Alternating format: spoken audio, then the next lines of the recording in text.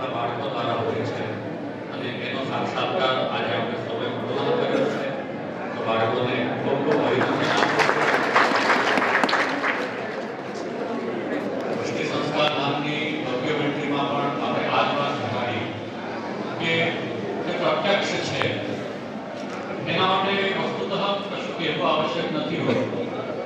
પાઠશાળા એક એવો પ્રત્યક્ષ વિષય આપણી સામે આટલા વર્ષોમાં આપણે સૌએ અનુભવ્યો છે કે સંસ્કાર, શિક્ષણ અને સંસ્કારનું સિંચન વસ્તુતઃ બાલ્યાવસ્થાથી થઈ શકે આપણે સૌ જાણીએ છીએ, સમજીએ છીએ. અને પાઠશાળાના માધ્યમથી ગામે ગામ આજે સંદેશ છે પહોંચ્યો પણ છે. પુષ્ટિ સંસ્કાર નામની આવશ્યકતા એનાથી સિદ્ધ છે. આપણા સૌના અનુભવનો વિષય પણ છે.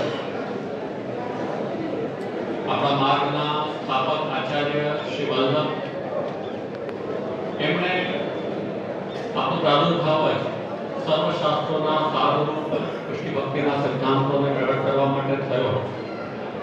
આપણા જીવનને આપણે જોઈએ છીએ તો એક વાત આપણી સામે બહુ સ્પષ્ટ આવે છે કે આપણે સિદ્ધાંતો માટે ગ્રંથોનું લેખન કર્યું અને સાથે સાથે પૃથ્વી પરિક્રમા, ભારત ભ્રમણ કરીને અને એ સિદ્ધાંતોનો પ્રચાર અને પ્રવર્તન પણ આપણે સાક્ષાત જ્યારે વિરાજ્યા છે ત્યારે કર્યું છે. આપણો અભિગમ એવો નથી કે બધા જ વૈષ્ણવ બની જાય. જેમનો જેવો અધિકાર હશે એમનામાં જ વૈષ્ણવતા આવશે, પણ બધે વાત તો પહોંચવી જોઈએ ને. એ તો આપણો અભિગમ અવશ્ય આપના ચરિત્રમાં દેખાય છે. નહીં તો આ ભારત ભ્રમણ, પૃથ્વી પરિક્રમા શા માટે કરી હોત? તો પુષ્ટિ સંસ્કાર ધામ હોય કે આપણી પાઠશાળા હોય કે આપણી વિદ્યાપીઠ હોય, આ બધાનું પ્રયોજન એ જ છે કે બધા જ વૈષ્ણવ બને. એ આપણું ક્ષેત્ર પણ નથી. કોણ વૈષ્ણવ બને કોણ ન બને એ આપણો વિષય પણ નથી. એ તો પ્રભુની કૃપાનું જ પ્રતિફલન છે. પણ બધે વાત પહોંચવી જોઈએ. કોઈ પણ વિશ્વનો ખૂણો એવો ન રહેવો જોઈએ કે જ્યાં પુષ્ટિમાર્ગનું ચિંતન, પુષ્ટિમાર્ગના સિદ્ધાંતો, આપણી સંસ્કૃતિ, આપણા આચાર્ય ચરણના ચરિત્રો, વૈષ્ણવના ચરિત્રો ન પહોંચે.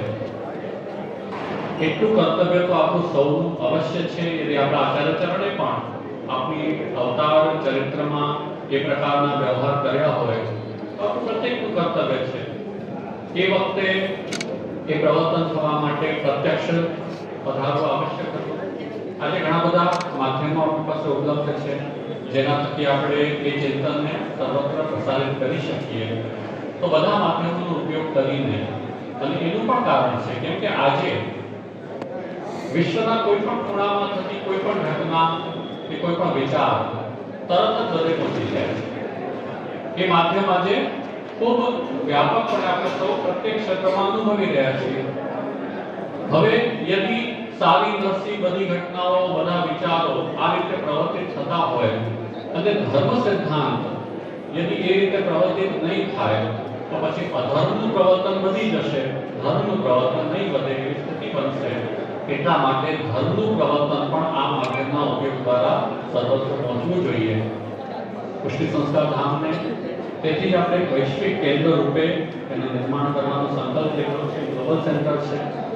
અનેક માધ્યમોનો ઉપયોગ કરીને કેટલાક પ્રત્યક્ષ માધ્યમો હશે, કેટલાક એવા માધ્યમો હશે કે કોઈ દૂર પણ છે એ પણ એ માધ્યમ થકી આ ચિંતનને, આ વિચારોને સ્પર્શી શકે. એ અભિગમ સાથે પુષ્ટિ સંસ્કાર ધામનું નિર્માણ સંકલ્પિત છે. પ્રાય આપ સૌ પુષ્ટિ સંસ્કાર ધામના નિર્માણ સંકલ્પના પ્રારંભથી જોડાયેલા છો. ત્યાં બે મોટા કાર્યક્રમો સંપન્ન થયા. સર્વપ્રથમ ભૂમિપૂજનનો કાર્યક્રમ, પછી શિલાન્યાસનો કાર્યક્રમ. ઘણા બધા વિશ્વમાં ઉપસ્થિત પણ થયા હશો. કોઈ પણ હતા, કોઈ પણ એક કાર્યક્રમમાં પણ એની ઉપસ્થિત રહી હોય છે, લગભગ બધા. તો ખરેખર બહુ કહેવાની આવશ્યકતા નથી, કેમ કે આપણે સૌએ અનુભવ્યું છે એ સ્થાનની દિવ્યતા, એ સંકલ્પની દિવ્યતા, એ સંકલ્પની અનિવાર્યતા, અને એ સંકલ્પ સાથે જોડાઈને અને જ્યારે આપણા બાળકોએ પ્રસ્તુતિઓ કરી છે એમાં પણ જે ગૌરવ આપણે સૌએ અનુભવ્યું છે એ પ્રત્યક્ષ કરે છે કે આ સંકલ્પ ઉત્તમોત્તમ સંકલ્પ છે. આપણે ડોક્યુમેન્ટરીમાં પણ જોયું કે કાકાજીના આશીર્વાદ આપણને પ્રારંભથી પ્રાપ્ત થયા છે. શ્રી મહાપ્રભુજીના સિદ્ધાંતને અનુરૂપ આસ્થાનું નિર્માણ થાય અને એવી જીવન શૈલી કે જે શ્રી વલ્લભના સિદ્ધાંતને અનુરૂપ હોય, શ્રી કૃષ્ણ ભક્તિને અનુરૂપ હોય, અનુકૂલસ્થ સંકલ્પ પ્રતિકૂલ વિસર્જનમ એ કાકાજી આજ્ઞા કરતા કે જે પ્રભુને ગમે તે કરવું, ન ગમે તે ન કરવું, એને અનુરૂપ આપણા પુષ્ટિ સંસ્કાર ધામનું નિર્માણ આપણે કરીએ એવી કાકાજીની આશીર્વાદ આજ્ઞા પણ આપણને પ્રાપ્ત થઈ છે. કોઈ પણ સંકલ્પ યદિ શુભ વિચાર સાથે એનું પ્રવર્તન કરવામાં આવે અને એમાં ગોમાતાના આશીર્વાદ પ્રાપ્ત થાય એ પણ એ સંકલ્પની પૂર્ણતા માટે મહાબલરૂપ કરે છે. તેથી આપણે સર્વપ્રથમ ત્યાં ગૌશાળાનું નિર્માણ અને એ ગૌશાળાનું નિર્માણ થાય એની પહેલા નાનકડી ગૌશાળા બનાવીને પણ ગાયને ત્યાં સ્થાપિત કરી ગૌમાતા ત્યાં પધારી છે, જે આપણે ડોક્યુમેન્ટરીમાં જોયું છે. એટલે એ સ્થાન ગૌ વિચરણ દ્વારા પણ શુભ બન્યું છે, પવિત્ર બન્યું છે. એવા સુંદર સ્થાનમાં આજે નિર્માણ કાર્ય ચાલી રહ્યું છે. પ્રભુ કૃપાથી આ જે સમયગાળો રહ્યો છે, અનેક પ્રકારની પરિસ્થિતિઓનું નિર્માણ થયું, સમસ્ત વિશ્વમાં થયું, કેટલુંક આપણી આસપાસમાં થયું, કેટલું પારિવારિક સ્તર પર અમારા જીવનમાં પણ થયું. આ બધું થતા પણ પ્રભુ કૃપાથી આજે આપણું કાર્ય છે ત્યારે પણ અટક્યું નથી.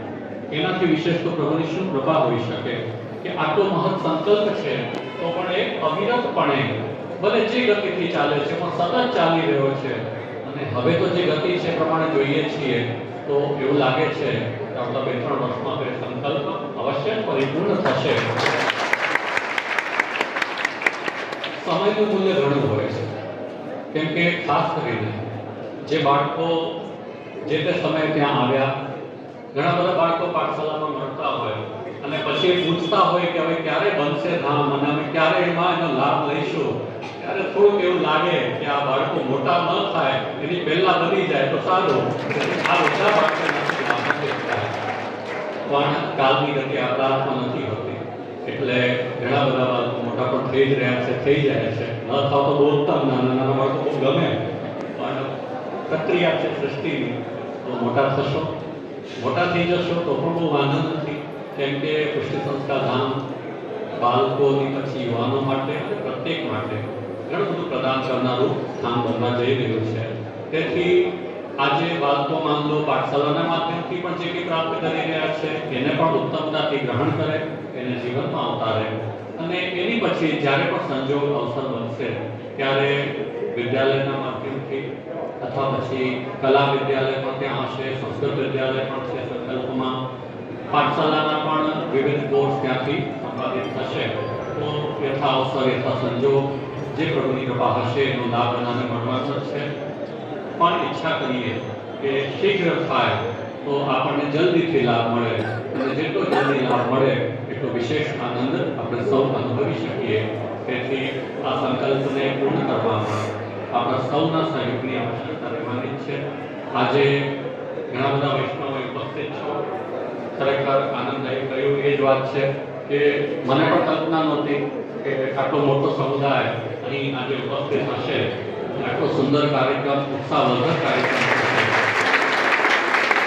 કે બહુ નાના સમયગાળામાં આ કાર્યક્રમ નિર્ધારિત થયો છે. તથાપી આપ સૌની આટલી મોટી ઉપસ્થિતિ આ સંકલ્પ પ્રતિ આપણી જે પ્રતિબદ્ધતા છે એને સ્પષ્ટ કરી રહી છે. તો આ સંકલ્પ સાથે શીઘ્ર સંપન્ન થાય એવી શુભકામના રાખીએ. ઘણા બધા વિચારો અલગ અલગ સંદર્ભોમાં આવતા રહેતા. આજે એક વિચાર સ્ફુર્યો, થોડા સમય પહેલાથી પણ વિચાર છે પણ આજે પુનઃ એની સ્ફુરણા થઈ છે, તો આજે હું શેર કરું. આપણે વૈષ્ણવ છીએ અને આપણી પરંપરાએ આપણને શ્રી મહાપ્રભુજીના વૈષ્ણવો જોઈએ તો પ્રાય દાસ લગાડવામાં આવે. પરમાનંદ દાસજી, મોહનદાસજી, સુખદાસજી વગેરે.